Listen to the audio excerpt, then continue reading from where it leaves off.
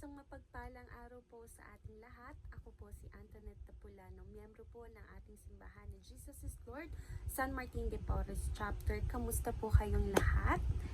Ako po ay naririto upang magbigay po ng sariling testimonya patungkol po sa nangyaring sitwasyon sa atin. Simula po nung nakaraang taon hanggang sa mga oras na ito. At masasabi ko po na it's a blessing in disguise. Ito po yung panahon na kung saan lahat ay sinubok.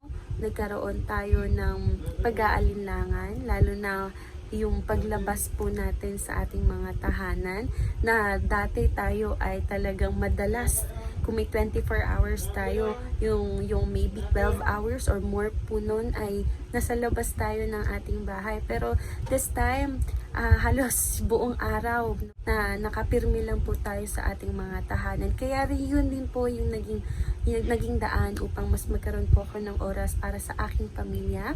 Mas lalo ko pong nakilala ang mga mahal ko sa buhay.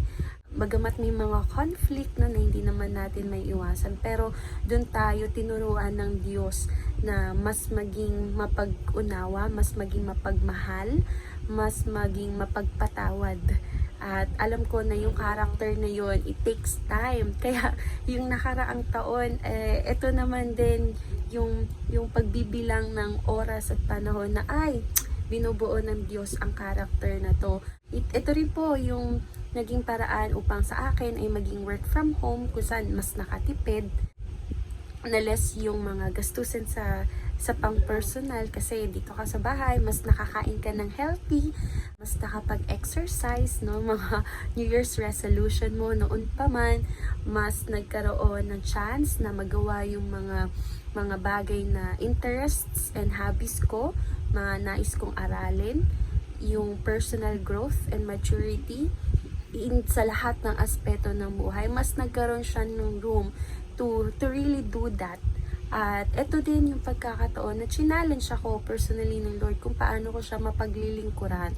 And I just realized na hindi ito nakalimita sa apat na corner ng isang physical na simbahan. Pwede natin silang ma-reach out, ma-contact, one chat away. Mas madali yung communication, ika nga. At natutuwa ako dahil kahit mahirap, kahit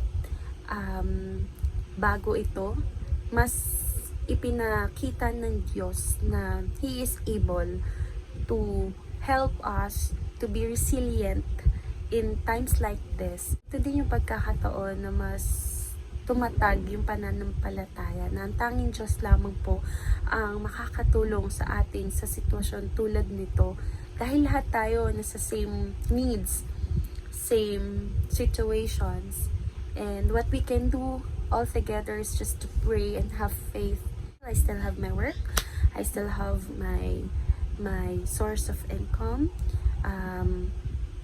Mas nakaipon, mas nakapag-invest, at mas nakilala ko yung Diyos na pinaglilingkuran ko, yung Diyos na buhay at tapat, kailanman hindi nagkulang po sa pamilya ko, sa personal kong pangangailangan, sa lahat ng aspeto po ng buhay na meron ako. Nawa lahat po tayo ay may bagay na babaunin ng pangako ng Panginoon ay mas lalo natin mananamnam sa oras ng pagsubok, sa oras ng kabiguan, sa oras ng disappointment. I always put it into my mind, my favorite and life verse. If we delight in Him, He will give the desires of our heart. And that desires is more than our wants. It's more than material things, no? Na bago yun. Yung pananaw ko sa salitang desire. It's more of desiring to be with Him in eternity. And I hope that will change our perspective to heavenly things. That our desire is to please Him, to be with Him until the end. May God bless you all po. At ingat po tayong lahat palagi. See you!